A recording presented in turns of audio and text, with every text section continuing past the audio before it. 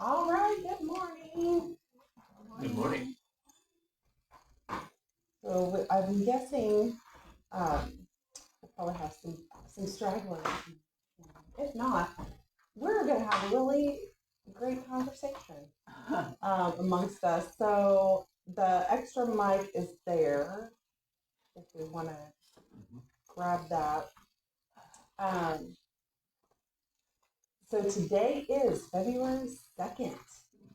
Already, February 2nd, 2025.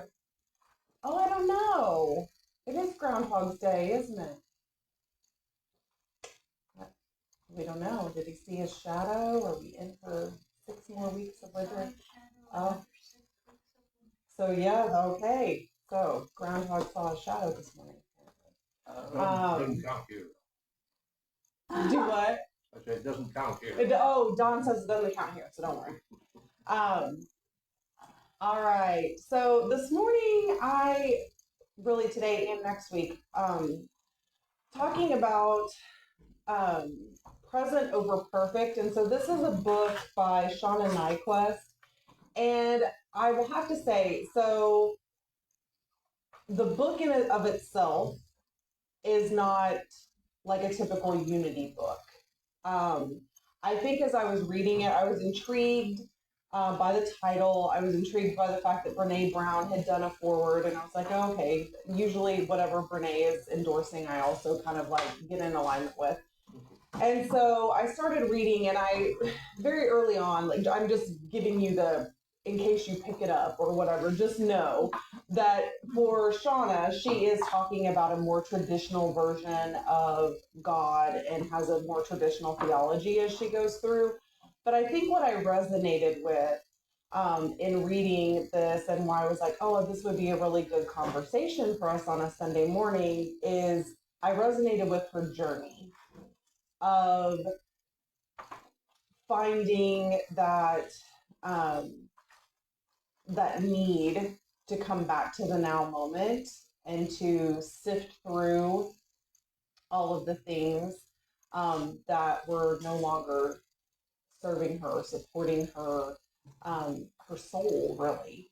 And so that's kind of what I want to talk about. So it's a little bit different than maybe other things where there's lots of presentation material and more like, let's have a conversation. I know this room is usually full of people who are on different parts of the path and have had very different experience. And it just seemed like a place where in today's world we could like dig in a little bit and like really, like I said, explore that and do sometimes I need a reminder, like I get to going and I do really well and I have good practice in place, and then something changes or happens or whatever, and I revert back to things that I used to do. And then it takes something like this where I'm like, oh man, I really need to like dig in and explore again. And but anyway, that's part of our spiritual evolution, right? That's part of that spiral of coming back around and around. And so this was one of those moments where I was like, oh, I really need, this is something that I'm feeling too and would like to re-examine. And so hopefully it's helpful and we can all share and learn from each other.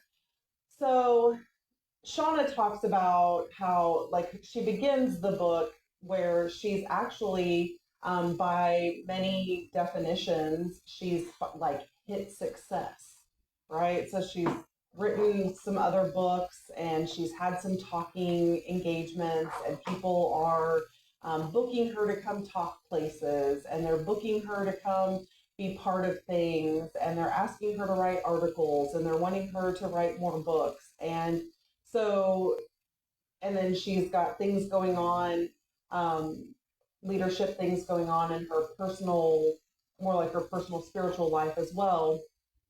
And so she starts out talking about how, she's, by many definitions, she's like killing it. Like she's got people clamoring for her to come and do these speaking engagements, and she's making money, and she's, doing all the things. Yeah, Don. Who are we talking about? the author of the book that I was reading. Yeah, Shauna Nyquist. Nyquist, okay. Yes. And so she talks about how she, like I said, she's like, by other people looking in, they'd be like, oh my gosh, she's like made it. She's doing it. Like, and she said what she realized though is as she's booking this and what, like she started having the feeling that when someone would call and want to book her for something, she was almost disappointed that like, oh gosh, how am I going to fit that one in? Or, oh man, that's going to mean I'm away from home one more weekend. And kind of that overwhelm of that, because she was saying yes to everything that came her way. And she really addresses later out of a fear of, if you don't say yes to everything, they're not going to want you around. Like they're going to quit asking, or they're going to think that you're not grateful. All those, anyone ever dealt with that, where you say yes to something because of all those reasons? And so this is really, like I said, this book is really her journey of saying something has to change, something's got to give, because I can't keep at this pace anymore. And not only that I can't keep at this pace, but it's not making me happy. That's where she got to a place. And so one of the first things, you guys know I really like the imagery, and I love it when people use a good thing that helps me see what they're talking about. And so she says, it's like I was pulling a little red wagon, and as I pulled it along, I filled it so full that I could hardly keep pulling it. That red wagon was my life, and the weight of pulling it was destroying me. I was aware that I was missing the very things I so badly longed for: connection, meaning, and peace. But there was something that kept driving me forward, a set of beliefs and instincts that kept me pushing, pushing, pushing, even as I was longing to rest. And that's not so much where I am or where I have been now, but I resonate with that. Like I've had my little red wagon moment where it was so full of me trying to do all the things to keep everyone around me happy, that it was so heavy I could hardly pull it one more step. And so that's where I was just thinking, within this group, thinking about that. So what are the things that you fill your wagon with, or that you have in the past? Because I know we're all, like, there's different places on the journey. So what were some of those things that overfilled your wagon that weren't necessarily filling you? Jerry? Elby's got the mic. Oh, okay. Well, I got a job now. All right. Well, no, I thought you had something to say. Oh, I thought that maybe the microphone. Okay. You guys are so trained to find that mic. I love it. So everybody at home can hear. Anybody got anything? Or some of the beliefs and programming that drove that behavior? I was kind of, with our author,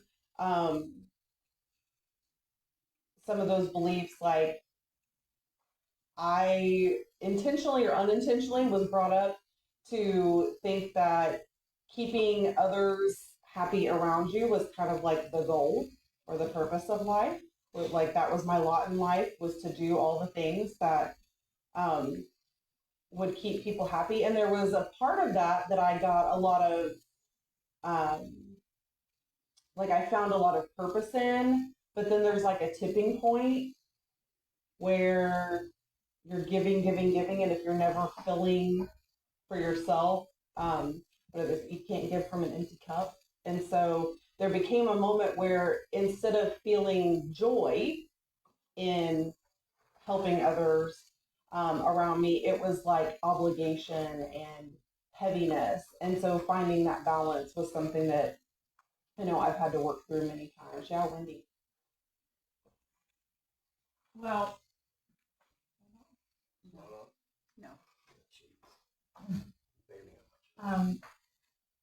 So when I went into therapy, which was probably the beginning, it was the first time I ever talked about God with anybody really, and a 12-step program.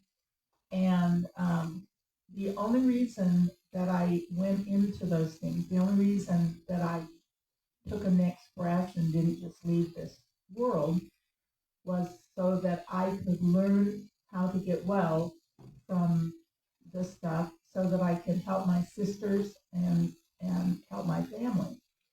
And so going to 12-step meetings and going to everything. And the worst dream I could possibly have was I would wake up into a perfect future where my family was gone and they weren't there. And everything was perfect, but they were gone. So it was one of the hardest things to go through 12-step programs and to realize to give up the only thing that kept me going and to choose something else, to find a relationship with Source and to find a belief that said that the life and world was more than that, more than fixing my broken family. Oh, that's good. That's good. And I think I should have mentioned too, like this present over perfect, because that means something different for us here at Unity.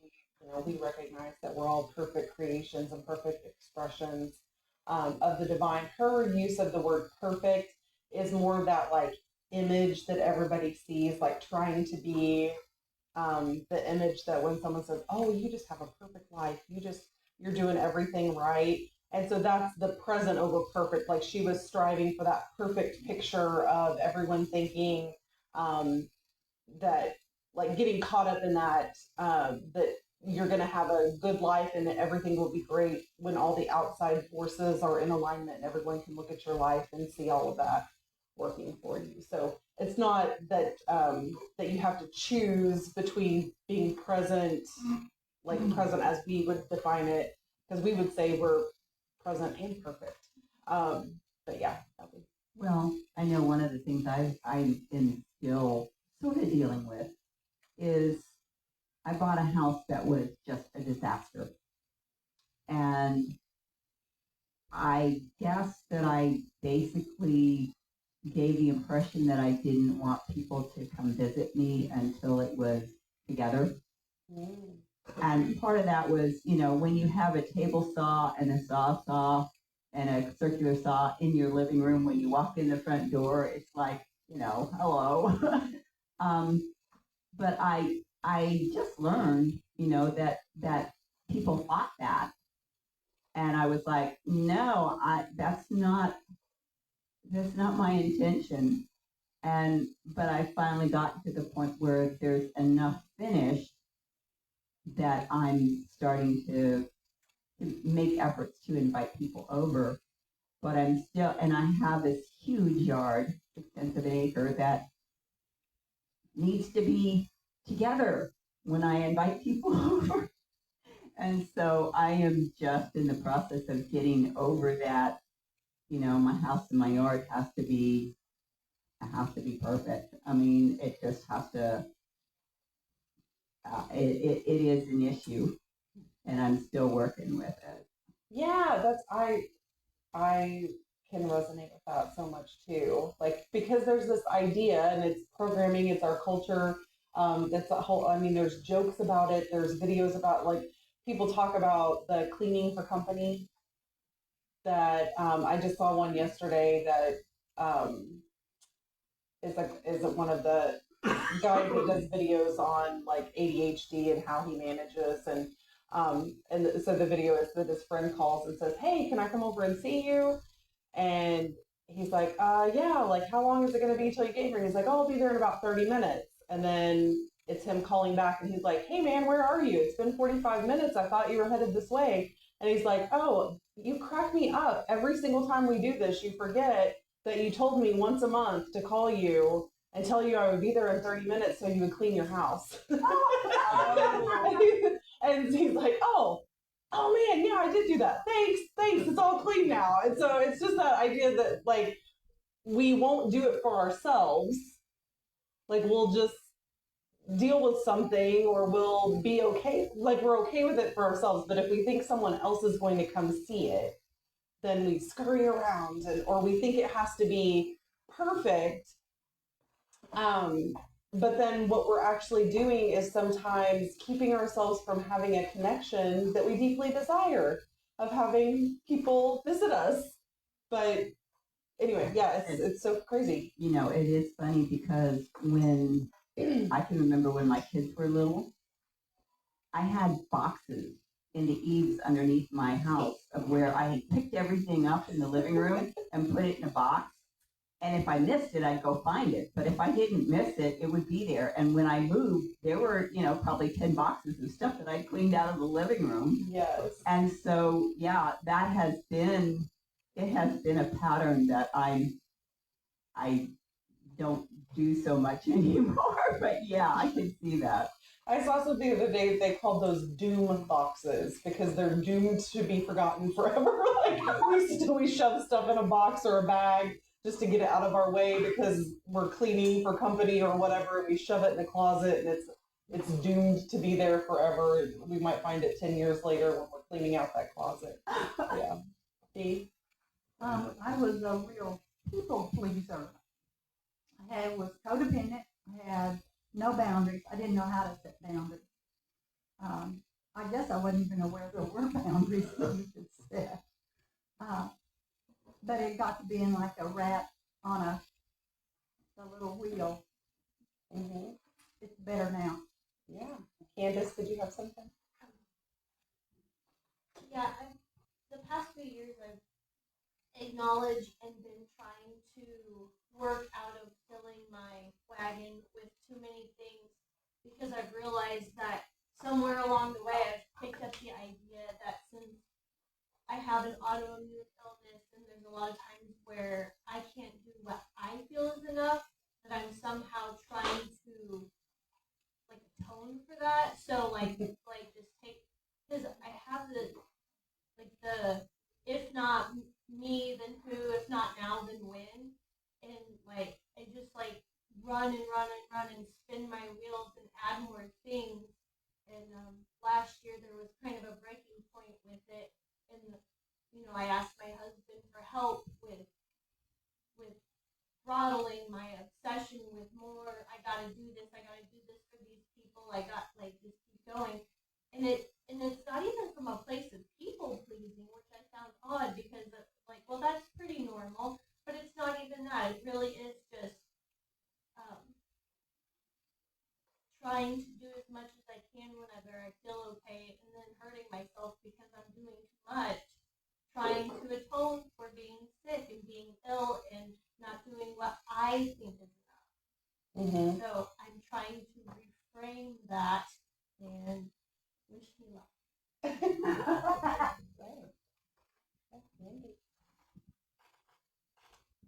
So this one is a little more close to home to where I am in my journey now. And I am as guilty of this as I'm saying anybody else here in this church, in studying metaphysics, studying that we're the one creating our own reality and all of that. But I'm not always there. Even though I've been doing this for 30 years, I'm not always there. And it helps me to be able to share not just the things that I figured out, but the things I'm in the process of trying to figure out, be able to share with somebody. And it is so unhelpful when somebody says, well, don't talk about that. You're just making it more. Or somebody says, you know what I mean? It's just like, I go, well, I can't really go there to have somebody comfort me and help me to feel better through this thing I'm going through that will listen. And I actually go down to the little store, 50-cent store at the Seventh-day Adventist if I want someone to pray with me, because they will stop and they will hold my hand and they will listen. And then we stop and we say a prayer, and I'm supported in that need to be heard and to know that I'm not perfect in this metaphysical thing. And that's one of the things that's a challenge right now in this is I think all of us need that sometimes. Just somebody to say, no, you don't have to. I'm not going to tell you what you should be doing. I'm just going to be with you where you are. Yeah, because that's part of the healing journey, right? Is you need someone to just listen at times without trying to fix.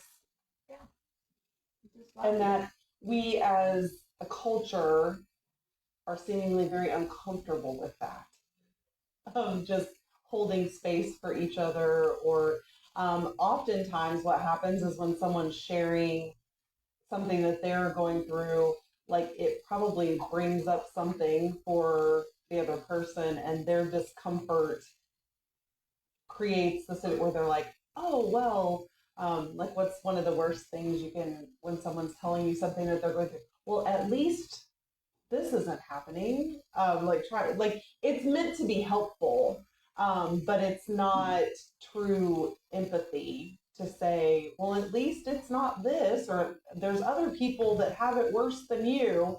And so, yeah, I get that. I'm sorry, I don't know your I'm name. Kathy. Kathy. Good morning. And I haven't been to this Unity in a long time. I used to go years ago. And I've been on my own spiritual journey. And I've been reading the thing. Sometimes you're given things. Like I had my husband who was ill at Vietnam, and he was sick all the time.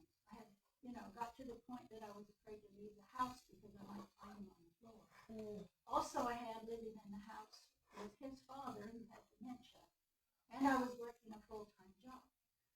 There's no way you can get around that, so you have to take it on. So, and the job I had was pleasing people at the local grocery store. So finally, it came to a point where, things do dissipate one way or another. But I noticed I had a lot of anger because I wasn't allowed to balance out. And you have to have a balance. You can't just all be, and we need to realize that we are perfect in our imperfection. Yes. And one of the things about Unity that bothered me, and my whole family went to Unity. I met my husband here in this room, actually. Wow.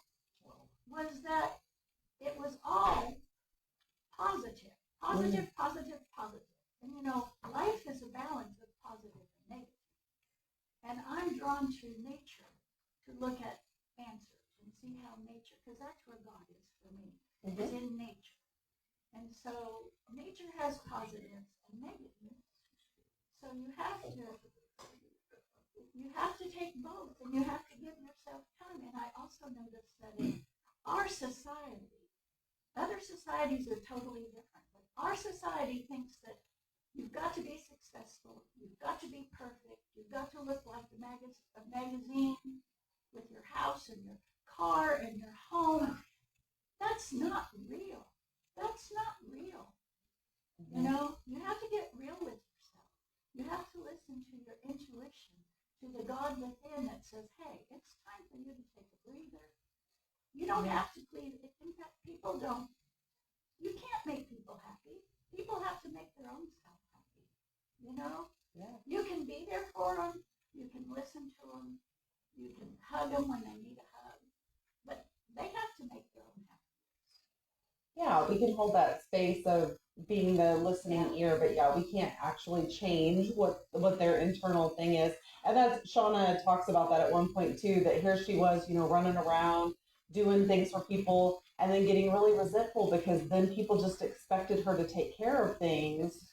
And she had to stop and realize, well, that's just human nature. Nobody was maliciously trying to run me into the ground, but if I keep presenting like I'm Superwoman, I can take care of everything, then they'll just be like, oh, good, because I don't feel like I can do it today. So give it to the person that keeps showing up and saying they can, and they may not realize, if they knew that you were getting exhausted, they would never, people wouldn't willingly do that. But if you're putting on that fake smile and trying to look perfect, then others can't come alongside you. So I thought this was interesting too, as she started to talk about, like reevaluating and really looking at what did she want to be spending time on. And so she had someone in her life that said, if someone gave you, like, they took everything off your calendar, you had a completely blank calendar, and you had a bank account with more money than you knew what to do with, what would you do? What would you actually choose to do? And for her, she said in that moment where she was in that busy, overwhelm, that the first thing that came to mind is that she would stop and rest. And then her second thought was, oh, that's a problem. Like if my dream is to stop and do nothing, then I've really gotten off balance with where I am. And so, but she said, that was thinking of, if she was motivated by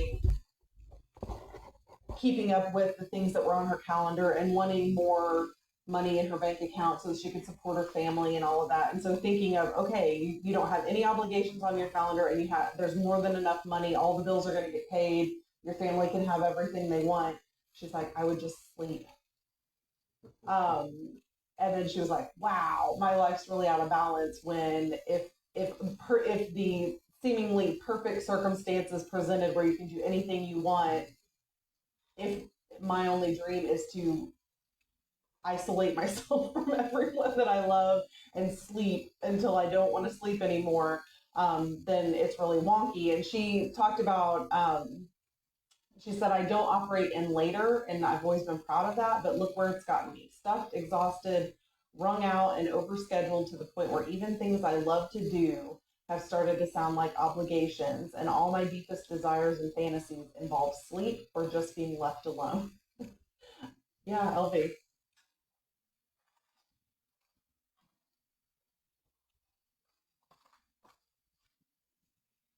so once upon a time, Yeah, it's just quiet today. Once upon a time, I was in a group that, I think it was once a month, maybe once a quarter. We met in somebody's home, and they had programmed questions that they would ask so that we could get to know each other, but we weren't allowed to give our, it was a non-denominational Bible study, and so we weren't allowed to propagate our sect of the religion thing. Mm-hmm. So they would program these questions so that we would get to know each other. And one of the questions was, if you had a whole day where you could do anything you wanted to do, what would you do? And I would say, because my third child was born when I was 30, and I was probably before he was born. So I was probably 28. So I didn't feel like I was that much younger than these women.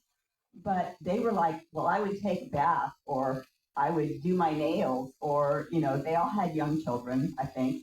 And so they were like, or I would go shopping. And I was like, I would go to Israel. I would go explore the world. And I felt kind of strange speaking that up after 4 or 5 people had already shared, because they were all like this, they were in that overwhelmed state where they just wanted to sleep or finally be able to do their nails or something like that.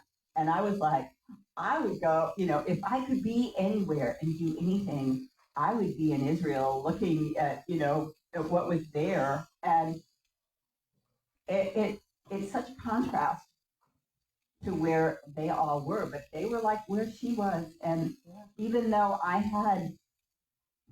guess I probably had a 6-year-old and a 2-year-old at the time, somewhere around those ages, I didn't have that. I was like, no, I would be somewhere else if I had the whole, I was dreaming. Yes. So, but I can see that. I can see that, and it's interesting when you have such a different perspective. Mhm. Yeah. Well, and I think we just get, like I said, we have different seasons in our life. And so that's where Lisa and I were just having this conversation the other day, and she kind of made a joking comment, and then we were both like, oh, we really need to look at that. Because we had, several of you know, like we finally, after 20 years in relationship, we don't have any extra people living in our home.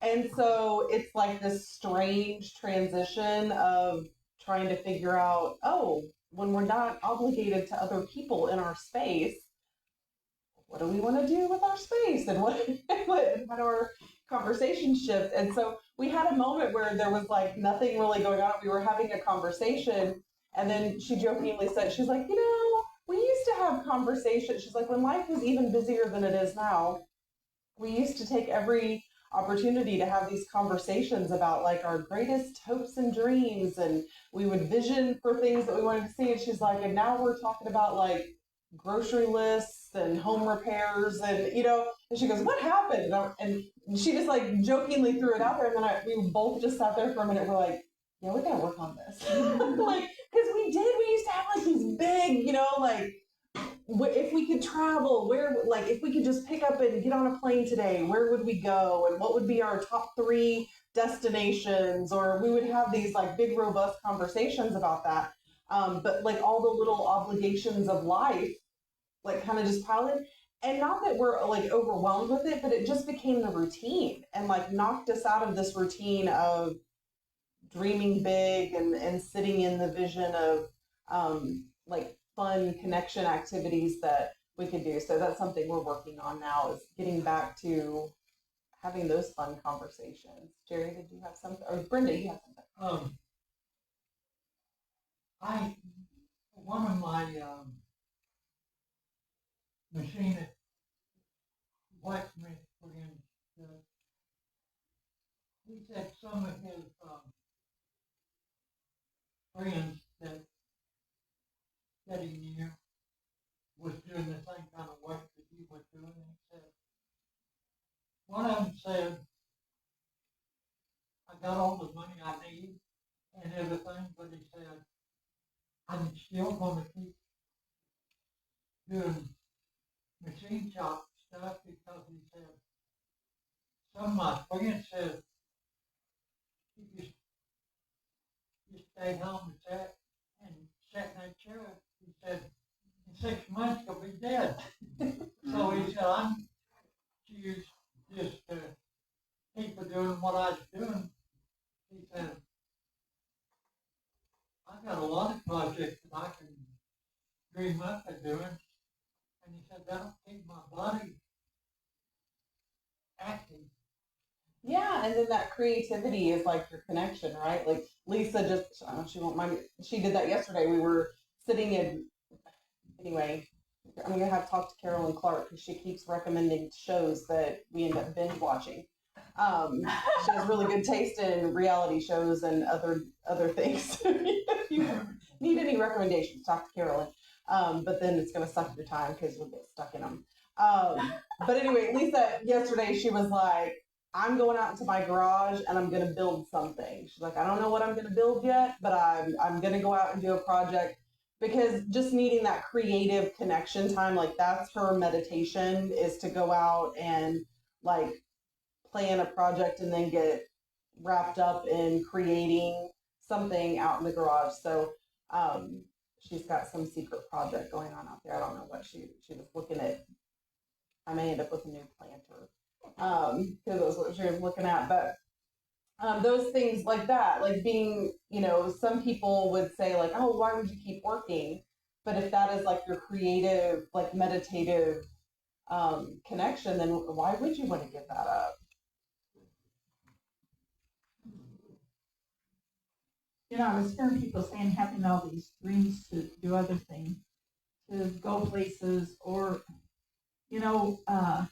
our kids will call us and they'll say, how you doing? What's going on, or anything? And we think about it, and it's like, we get up in the morning, we have a leisurely breakfast, we play a game with breakfast, we read poetry, we read joke books at breakfast, then we decide to go and play with the cat, and then we create some. We're always doing some kind of art project and stuff, and there's no place I want to go. We live in heaven where we are in our home, and but that's part of it is sometimes just the realizing that right where you are is the most wonderful place in the world.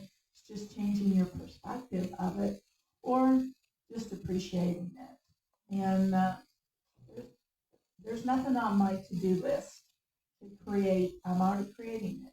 That's nice. That's nice.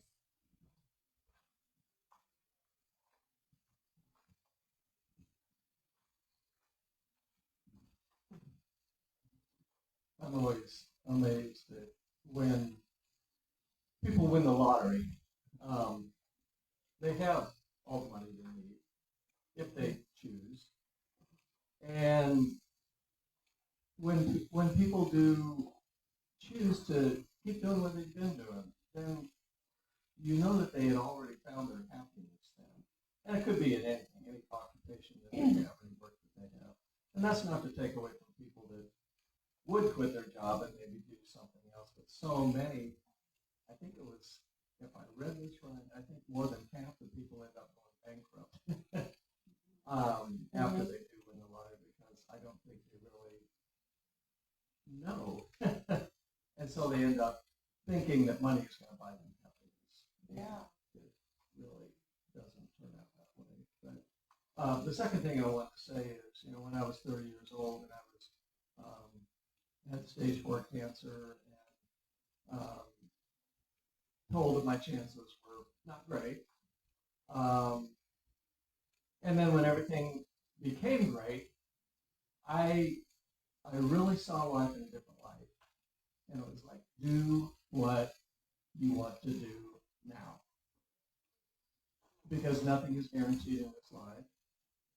And I think that's the way I like to see my life, is that do it now, do everything you like now, because every moment is our new opportunity. Yeah, for sure. And I think that's where we're gonna fit into that more next week, and just talking about the now moment and being present in that. So all of you that have been doing that, like coming back next week with your story, chapter. Yeah, it kind of brings to me what Christ said is that look at the flowers of the field. They neither toil or, okay. It's like if you think you've got to do something, you begin swimming upstream. And if you just kind of let go and flow with it, whatever is going to come to you is going to come.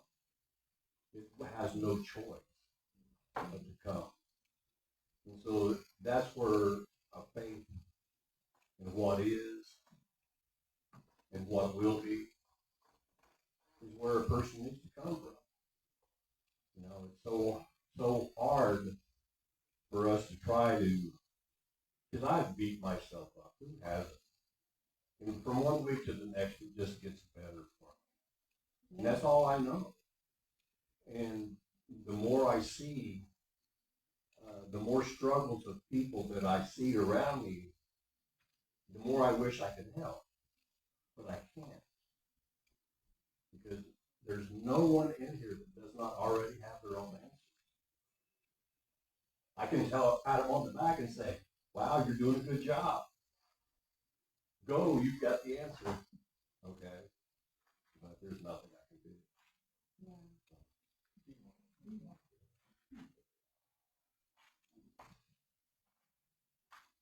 Well, yesterday was my 15th anniversary of being on staff here at Unity of Springfield. Thank you. And I'm doing what I love. And everyone I know, it's been a public announcement that I turned 80. Everyone I know is retired. And if I go someplace, they expect they'll ask me, and you're retired? No, I'm not. And I know if I did retire, I'd be a slug sitting in a recliner. I wouldn't get anything done. Yeah, I heard a disturbing statistic this week. And I'm a fact checker, so when I hear something, I like to go back to the source and look at it. And I haven't looked this one up, but I was in a presentation, and it was a mental health professional giving this information. And he stated that one of the highest rates of suicide in this country is males over the age of 65. And we had a discussion about that in the group and talking about, especially for, males in this culture, that so much of their identity and worth and everything is tied up in how are they providing? Are they a good provider? What job do they have? And those kind of things. And he's like, so what's the big thing that happens about age 65 for a lot of people in this country is that they retire. And so we had that conversation, and what he was talking about as a mental health professional was, not coming at it from a place of spirituality, but from a place of mental health, of really doing the work to explore, are you sitting in your purpose, not just your purpose for your job, but your purpose for life? Like, are you filling space with things that actually make you feel connected to other people and bring you satisfaction? Because if you're not, and the one piece goes away, then you may struggle to find yourself.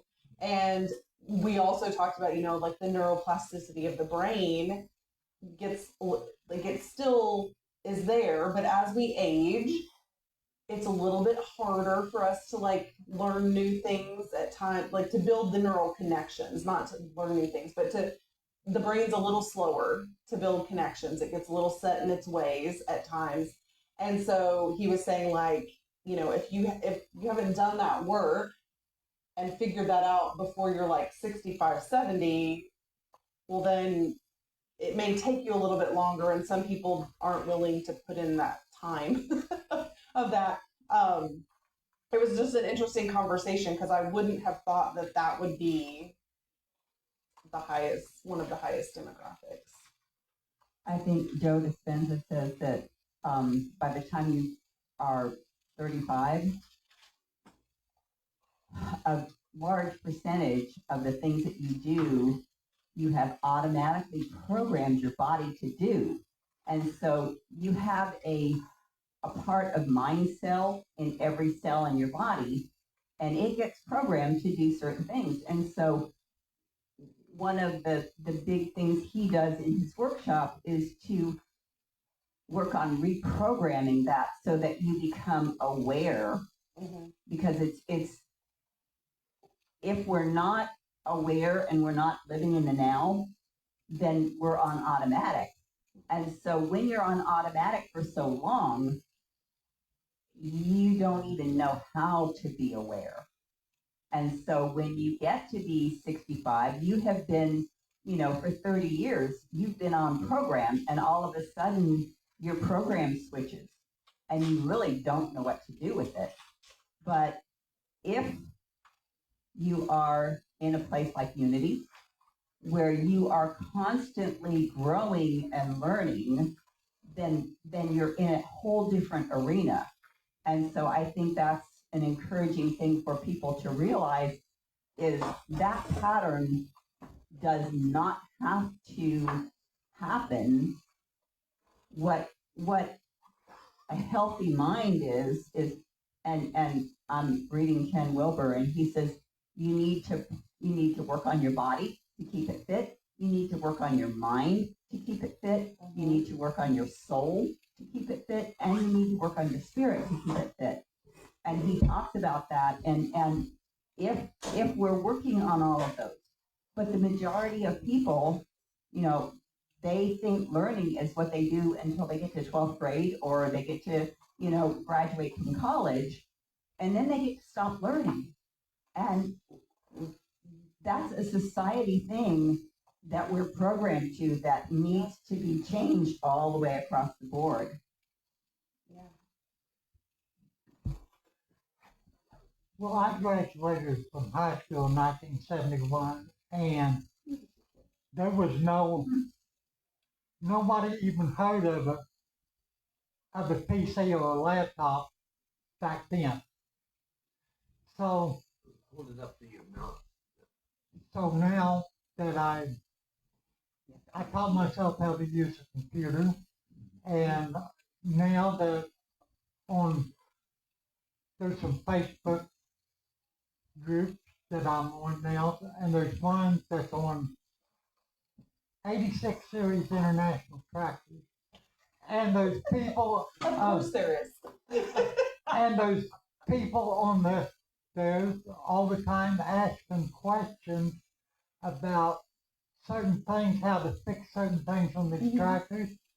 So from 83 to 92, that's all I did. I worked on 86. I worked at a international tractor dealership, and that's all that we worked on is the series of tractors. So I've been able to tell people, give them advice how to do things, and so that's a way of, it don't cost. I'm already paying for internet service, so I said I can just give them some advice, and maybe it'll help somebody else. Nice. That's a great way to find connection. And it gives, in a way, it gives me a purpose to communicate with people. Nice. And that's the beauty of humans. We have people that find their joy in 86 series tractors. That is I just am always amazed when someone is like the thing that just lights them up, and I'm like, I cannot even imagine like knowing that information or being excited by that information, but I'm so excited for you that it just like trips your trigger. Yeah, it's all about connection. Yeah. We really, really need it. Mm-hmm. You know, I haven't done this yet, but I'm thinking I'm going to try. Is I want to find somebody that's homeless, buy them something to eat, just as long as they give me their story, because it's us not listening to each other's story, not giving validation to each other that creates the 65-year-old guy in the weeds somewhere blowing his head off. This is what creates this issue. See, because you don't have anything to live for. I mean, I'm so glad that Brenda has, wow, he just can't wait to get the next question on the computer. And I'm 71 years old. There you go. And so it's like, and there's probably somebody that is just now learning. They're like, oh, nobody's going to know the answer to this. And then they ask it, and there's Brenda. Oh, well, you just have to do this. And they're like, oh my gosh, I get it. I thought I was never going to get this figured out. Yeah. So she goes on to talk about, and Sue's talked about this before too, like the no that I say today is making space for a yes in my life. And so just a reminder that really doing the work to think through, is this yes I'm saying actually feeding me and feeding my purpose? And if it's not, then it's okay to say no and to start, really narrowing down the things that you're saying yes to so that you can sit in your purpose or sit in your joy, or so you can show up as love. Because if you're saying yes to a bunch of things, but then you show up as a frazzled, overwhelmed, resentful expression of yourself, you're probably not being as like helpful to other people in your life as you think you are. And so anyway, that is just an interesting thing to think about. And so she's talked about, the no that I'm saying today is making space for a yes, something that I haven't had space for in a long time. And she started to sense that she was being run by something other than her own voice. And so like we would talk about that in Unity, like recognizing that we are kind of like making decisions are being run by like outside factors instead of like going within and actually listening to what we're being called to express. And so she says something other than God's vision for my life. And again, throughout the book, she's talking more of like a traditional sense of God.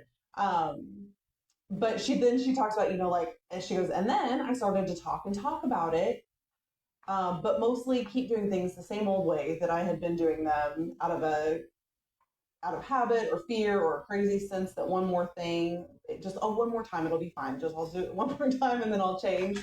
And she talks about one story of that someone had asked her to do something and she was like, oh, like it was a speaking engagement or something, a project. And she had that moment where she was working on saying no. And it was just a time where the obligation of time that it was going to take to do was going to pull her away from family. And she had some things that she really wanted to be present with her kids.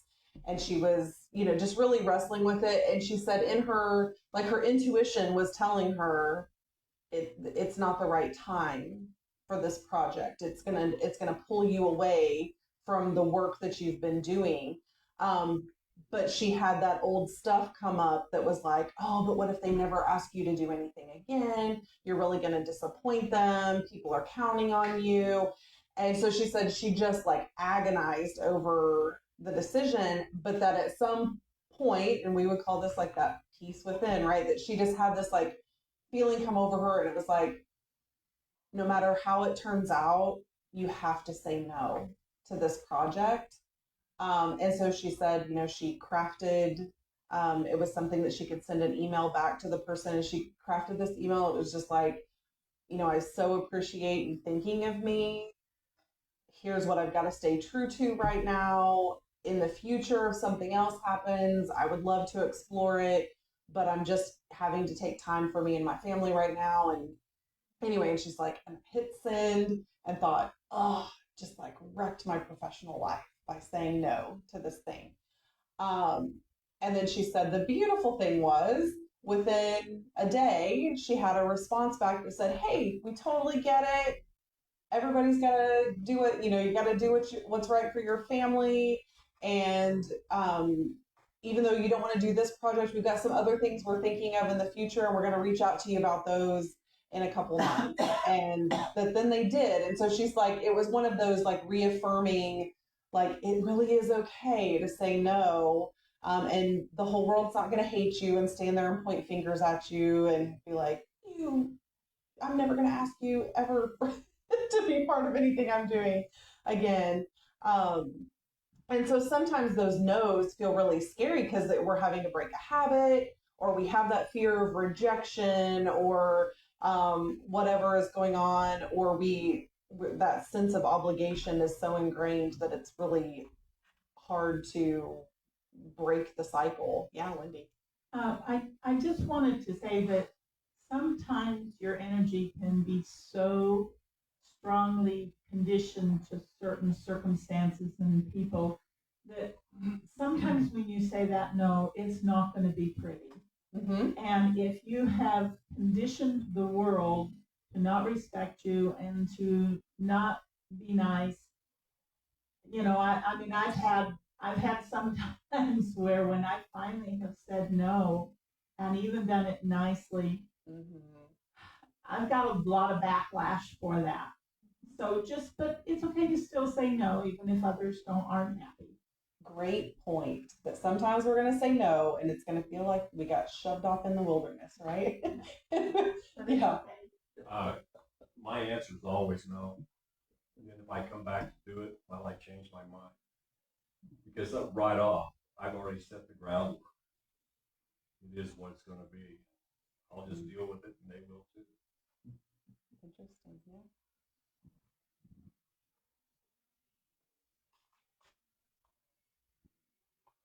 I think one of the things that helped me say no was, if this is like the project that's supposed to happen and you say yes out of whatever, and you really don't have your heart in it, you're denying somebody else that was supposed to be in that space.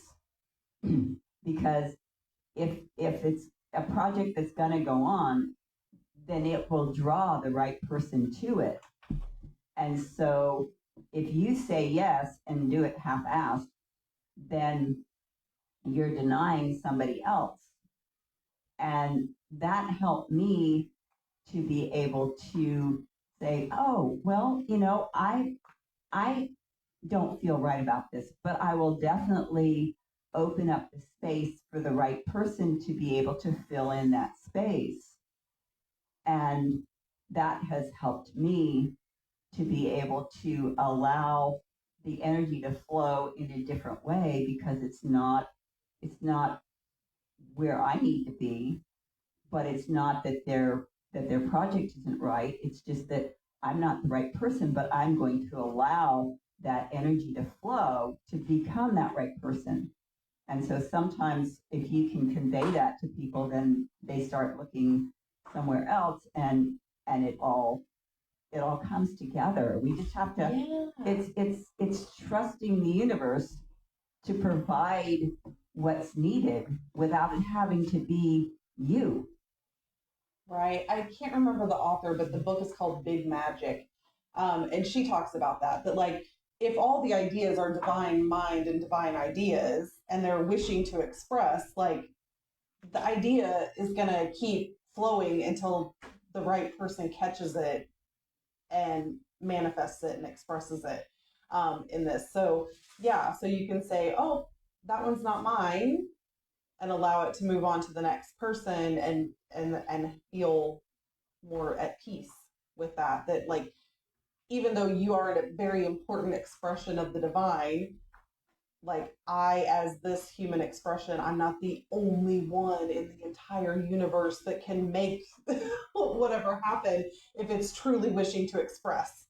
And so that's a great way to think about it. So we're up on our time here. So I just wanted to end with kind of like, going into next week, we'll do all the good deep talk about being in the present moment. And so this quote from Eckhart Tolle, like, stop looking outside for scraps of pleasure or fulfillment, for validation, security, or love. You have a treasure within that is infinitely greater than anything the world can offer. And so that's kind of, like I said, we're going to do all the good talk about how we find that present moment, and what practice. I would love to hear next week, coming back, like, the practices that you do to pull yourself into the present moment, the things that have worked over time, and the ways that you think about that really keep you waking up each morning and living from that place. So thank you all. The announcements this morning. So yesterday was Dee's 50th anniversary. Yay! Planning has begun for our 8th annual Planet Unity Earth Day celebration. The planning committee will meet every other Sunday, with the next meeting being today, right after service. Everyone's welcome to attend. Meditation is tonight at 6 p.m. That's open to everyone. The Unity Men's Group and Potluck is this Tuesday at 6 p.m. Please bring a dish to share and join with like-minded men for meaningful discussion. The topics vary, and all men are welcome to attend. The Unity Drum Circle will meet this Thursday at 6:30. Bring your drum if you have one, and if you don't, you can use one of the churches. No drumming experience is necessary. It's a very welcoming group. The Navigating Grief Support Group meets on the 2nd and 4th Fridays each month at 6 p.m. So their next meeting is on February 13th, and the group is open to anyone experiencing any type of grief. Next Sunday, we're going to continue with this conversation about present over perfect, based on the book by Shauna Nyquist and other Unity books. With warmer temperatures this past week, we've had a break from our shelter being open. So far, the shelter has been open 45 nights with over 1,200 cots filled. January is typically the coldest month, and this year we were open 25 of the 31 days in January, which is a record for the Unity Crisis Shelter. And that one will be done during service. Okay, those are our announcements. Thank you all for being so willing to share. I love that when we can use this space for that. And we'll say goodbye to those of you online, and we'll circle up in the back for everybody in the room.